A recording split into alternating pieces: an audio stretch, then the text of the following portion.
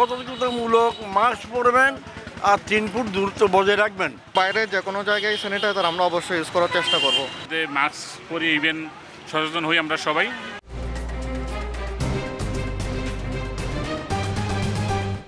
গত কয়েক বছরে মানুষ শিখেছে কিভাবে করোনা মোকাবেলা করতে হয়, তবে ভাইরাসটি যেন থেমে নেই, আবারও ফিরেছে তার নতুন রূপ নিয়ে।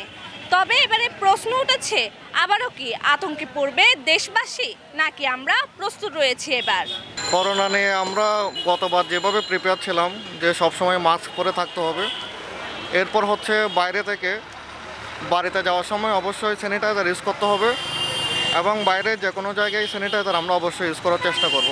প্রস্তুতি শুধু টেলিভিশনে খবর যাচ্ছে করোনা ছড়াচ্ছে এবং তার সতর্কতামূলক মাস্ক পরবেন আর 3 ফুট দূরত্ব বজায় রাখবেন। এই পর্যন্ত আমি শুনেছি এবং জানি, তা আমি পালন করবার চেষ্টা করছি।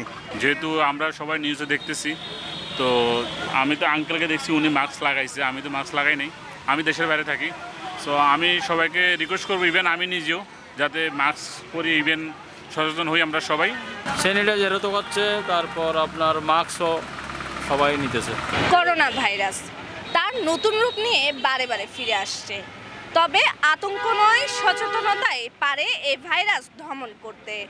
Mummy Bhattacharya, CTG news, Chittagong.